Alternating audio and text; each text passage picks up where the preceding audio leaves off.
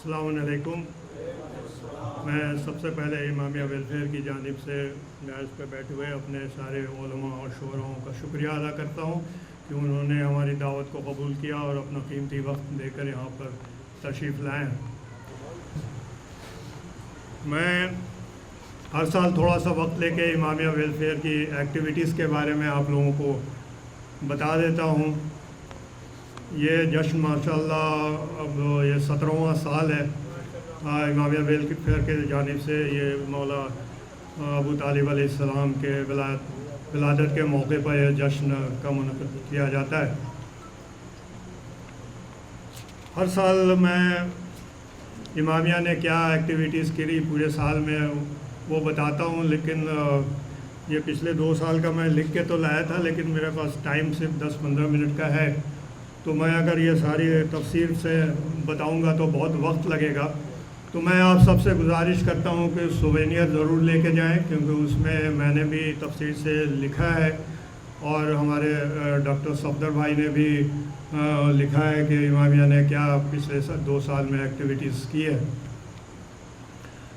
Souvenir صرف لے کے نہیں جائیں, اس کو پڑھیے گا ضرور, کیونکہ اس میں بہت زیادہ محنت 3 مہینے کی محنت ہے ہمارے سارے علماؤں کو جنہوں نے آرٹیکلس لکھے ہیں. ہمارے مولانا شمشاد صاحب, مولانا طالب حسین صاحب, مولانا نظر حسن صاحب, نظر امام صاحب, اور کلکتہ سے بھی مولانا مصطفیٰ صاحب نے لکھا ہے, اور ہمارے فصال بھائی نے بھی اس میں کافی اپنا تعاون دیا ہے, اور مولانا منہال صاحب تشریف نہیں لائے ہیں, انہوں نے اس کی ڈیزائننگ کی ہے, اور مولانا نظر امام صاحب نے اس کو کوآرڈینیٹ کیا تھا.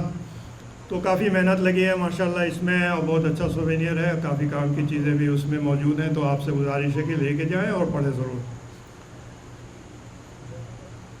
میں جلدی یہ بتا دیتا ہوں کہ امامیہ ویلفیئر کرتی کیا ہے, کیا ہے. وہ اس کو چھوڑتے ہوئے میں ابھی اپنا ارادہ بدل دیا کہ میں یہ نہیں کہوں گا کہ کیا ہے, میں یہ کر رہا ہوں کہ پچھلے 17 سال سے ہم لوگ کر کے ہو رہے ہیں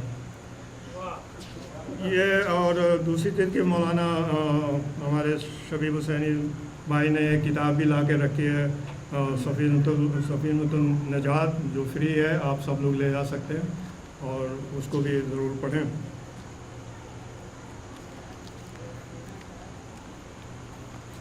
یہ جب ہم اپنی زندگی پر غور کرتے ہیں تو ایسا لگتا ہے کہ ہماری زندگی آدھی سے زیادہ تو صرف اپنی خواہشات کو پورا کرنے میں گزر گئی. دوسروں کے لیے کچھ کرنے کا کبھی خیال ہی نہیں آیا.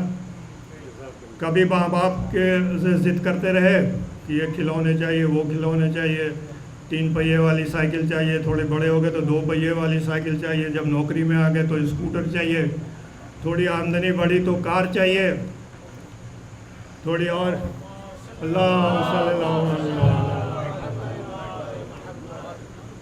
تھوڑی آمدنی اور بڑھی تو کار چاہیے, اور آمدنی بڑھی تو بڑی کار چاہیے, گھر چاہیے, بڑا گھر چاہیے.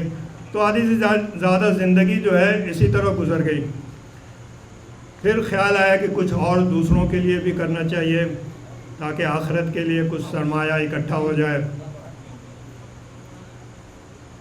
کہ لوگ یہ کہتے ہیں کہ بھائی انسان نے تو بہت کمایا, بہت گھر بنایا, گاڑی خریدی, بنگلہ بنایا, لیکن جب گیا تو دنیا سے خالی ہاتھ گیا. لیکن میں کہتا ہوں کہ کوئی خالی ہاتھ دنیا سے نہیں جاتا ہے.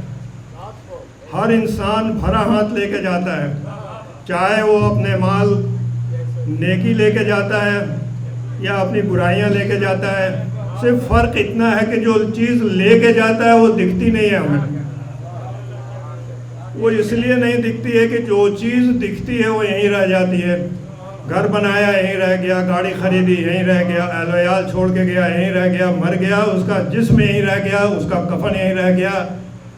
لیکن جو چیز لے کے گیا وہ دکھتا نہیں ہے.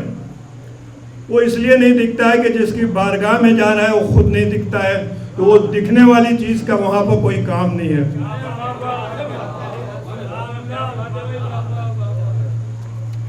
تو ہم نے یہ سوچا کہ کچھ ایسا سرمایہ اکٹھا کیا جائے جو دکھتا نہیں ہے آخرت کے لیے, جو ہمیں آخرت میں کام ہے. اور لوگ یہ کہتے ہیں کہ بھائی ملتا کیا ہے اگر ہم کچھ کار خیر کرتے ہیں. قرآن میں تو لکھا ہے خیرات کرو تو 10 گنا ملے گا, کسی کو قرض حسنہ دے دو 18 گنا ملے گا. تو ملتا کیا ہے, دکھتا کیا ہے؟ 10,000 میں نے کسی کو قرض دیا تو 1,80,000 تو ملا نہیں. یقین مانیے ضرور ملتا ہے, میرا خود کا ایکسپیرینس ہے کہ ضرور ملتا ہے. کہ اگر آپ کو خود گھر کی ضرورت ہے, کسی کا گھر بنا دیجئے اپنے بنا, تو اللہ آپ کا گھر بنائے گا. آزمائی کی ہوئی بات بتا رہا ہوں آپ کو. کیسے ملتا ہے؟ کوئی کام اگر آپ نے سوچا کہ 1,00,000 روپے میں ہوگا, اگر آپ کا 50,000 میں ہو گیا تو بچ گیا نا 50,000. پھر سوچئے, اللہ پر یقین کیجئے کہ یہ اللہ کی طرف سے عطا ہے. بس یقین کرنے کی بات ہے. دیکھیے یقین, کوئی بھی عمل اگر یقین کے ساتھ کی جائے تو اللہ کی مدد ضرور آتی ہے. انہوں نے کئی ایک آپریشن کرایا, 1 لاکھ روپے کی ریکوائرمنٹ تھی. یقین کریں کہ سب کہتے تھے کیسے ہو جائے گا, فوراً ہی آپریشن ہونا ہے. لیکن 1 دن کے اندر 1 لاکھ روپے اکٹھا کر لینا امامیہ کے لیے بہت بڑی بات ہے. لیکن ہو گیا, آپریشن بھی ہو گیا اور وہ صحت مند ہو گیا, اپنے گھر بھی چلے گئے.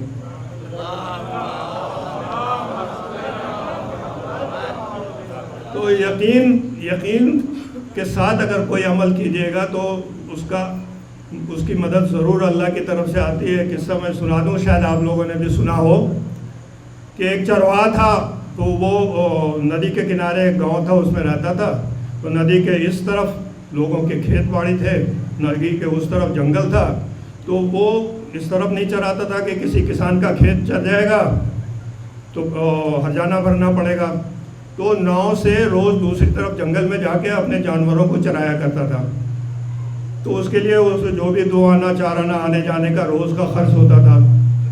تو ایک دن وہ محلے کے مولوی صاحب کے پاس گیا کہ مولوی صاحب کوئی ترکیب بتائیے, میرا روز 4 آنا آنے جانے میں خرچ ہوتا ہے.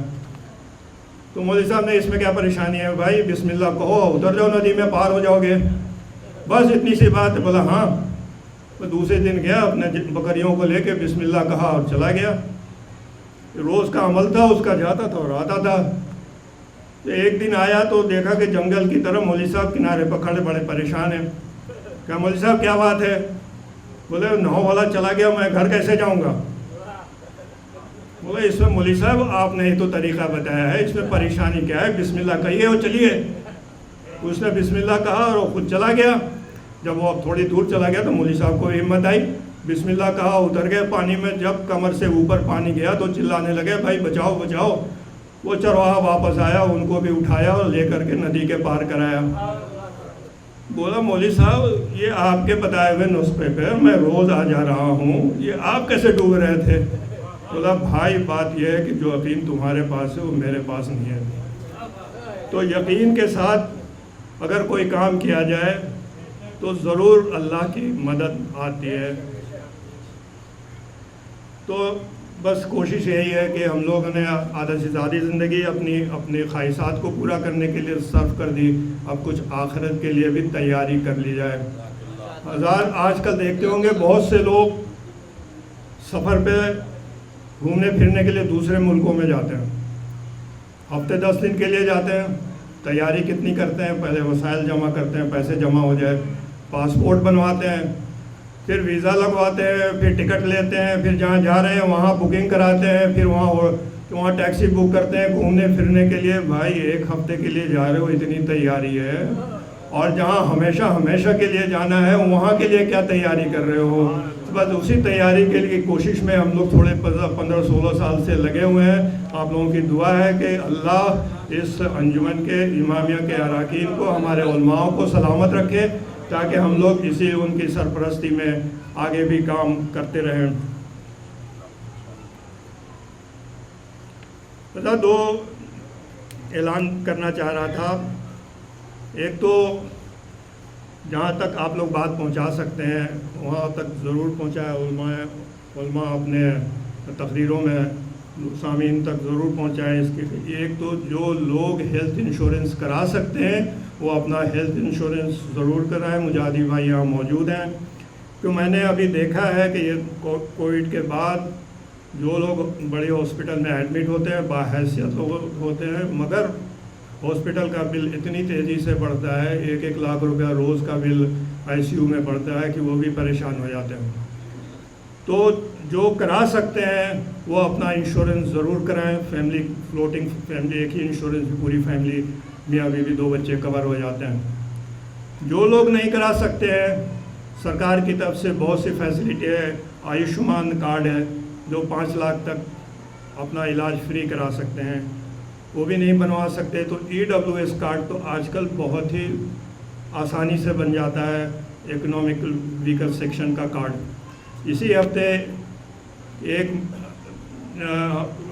مرد مومن نوگاواں سادات کے تھے، اپولو ہاسپٹل میں ایڈمٹ ہوئے، اسی ہفتے 3.5 لاکھ روپے کا بل تھا، ان لوگوں کے پاس وسائل نہیں تھے، لیکن ان کے پاس EWS کارڈ تھا، جس کی وجہ سے صرف ہم لوگوں نے 31,000 روپیہ دیا 3.5 لاکھ کی جگہ۔ EWS کارڈ ہونے کا یہ اتنا بڑا فائدہ ہے، تو جہاں تک لوگوں کو پہنچا سکتے ہیں بات، EWS کارڈ ضرور پہنچائیں۔ ایک بچے کا ڈائلیسس ہو رہا تھا، وہ پچھلے کئی سال سے جو ہے 32,000 روپیہ مہینہ لگ رہا تھا، جو کہ ہم لوگوں کے لیے دینا مشکل ہو رہا تھا۔ ان کے EWS کارڈ بننے کے بعد ابھی ان کی ڈائلیسس جو ہے الحمدللہ فری ہو رہی ہے۔ تو اس بات کو جتنا آپ لوگ پہنچا سکتے ہیں ضرور پہنچائیں۔ دوسری چیز میں کرنا چاہ رہا تھا کہ اسکول کے بچوں کو گورنمنٹ کی طرف سے اسکالرشپ ملتی ہے، ہمارے عامر بھائی یہاں موجود ہیں، تفصیل ان سے آپ لوگ حاصل کر سکتے ہیں۔ جس بچے کو 50% سے زیادہ مارکس آتا ہے وہ اسکالرشپ کے لیے اپلائی کر سکتا ہے، اور بد شرط سے اب یہی ہے کہ والدین کی آمدنی جو ہے 3 لاکھ روپے سے کم ہونی چاہیے۔ تو یہ چیزیں تھیں جو آپ کی خدمت میں پیش کرنا چاہتا ہوں۔ ایک چیز میں بھول گیا کہ جو لوگ نئے آئے ہیں ان کو یہ بتا دوں کہ بھائی امامیہ کرتی کیا ہے۔ تو سب سے پہلا پروگرام امامیہ کا تو درس کا پروگرام ہے جو ہر مہینے ہوتا ہے، اور جن لوگوں کو میسج پہنچتا ہے وہ جوائن کرتے ہیں، پھر ہندوستان سے نہیں بلکہ ہندوستان کے دوسرے شہروں سے اور دوسرے ملکوں سے، لنڈن، کینیڈا اور سنگاپور اور آسٹریلیا سے لوگ جڑتے ہیں۔ یہ پروگرام پچھلے 17 سال سے ہو رہا ہے ماشاءاللہ، اور اس میں آغا عسکری صاحب درس دیتے ہیں، 45 منٹ کی ان کی تقریر ہوتی ہے، 45 منٹ میں آپ ان کے سوال جواب پوچھ سکتے ہیں۔ کووڈ سے پہلے یہ پروگرام یہیں پہ ہوتا تھا، لیکن کووڈ کے بعد اب یہ پروگرام زوم پہ ہوتا ہے، اور لیکن اب ارادہ یہ ہے کہ یہ زوم پہ کنٹینیو رہے گا تاکہ لوگ دوسرے ملکوں سے بھی جڑ سکیں۔ دوسرا پروگرام عشرہ اربعین کا ہوتا ہے جو 11 صفر سے 20 صفر تک ہوتا ہے، اور 11 صفر سے 19 صفر تک شب میں ہوتا ہے، اور 20 صفر کو صبح 10 بجے ہوتا ہے، اور مجلس کے بعد جو ہے زیارت اربعین پڑھائی جاتی ہے۔ اور تیسرا پروگرام جس میں آپ یہاں پر بیٹھے ہیں وہ جشن ابو طالب کا ہوتا ہے، جو پچھلے 17 سال سے ہو رہا ہے ماشاءاللہ، اور 2 سال نہیں ہوا ابھی کووڈ کی وجہ سے، تو اس سال ہم لوگ نے منعقد کیا ہے۔ اور جو سال بھر کام چلتا ہے وہ غریبوں کی امداد کا سلسلہ رہتا ہے، اور ماشاءاللہ ابھی تک جتنے بھی اپیل آئی ہے ہم لوگوں کے پاس 90% تو ہم لوگ اس کو ضرور ہیلپ کرنے کی کوشش کرتے ہیں۔ جو بہت ہی بڑی رقم کی ضرورت ہوتی ہے، 4,05,000 لاکھ روپے کی ضرورت ہوتی ہے، وہاں پر ہم لوگ نہیں کر پاتے ہیں۔ امامیہ ایک بہت چھوٹی سی آرگنائزیشن ہے، اس لیے زیادہ بڑی آپریشن وغیرہ ہم لوگ نہیں کرا پاتے ہیں، بٹ ابھی تک ماشاءاللہ 2 لاکھ روپے تک کا آپریشن بھی کرایا گیا ہے۔ دوسرا یہ ہے کہ امامیہ ویلفیئر کو آغا سستانی کی جانب سے، آغا خامنئی کی جانب سے خمس کی رقم لینے کی اجازت موجود ہے۔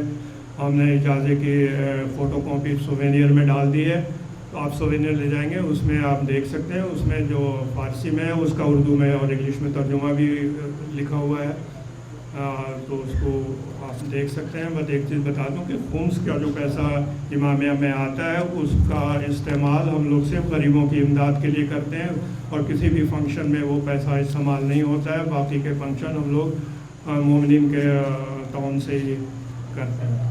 شکریہ بہت۔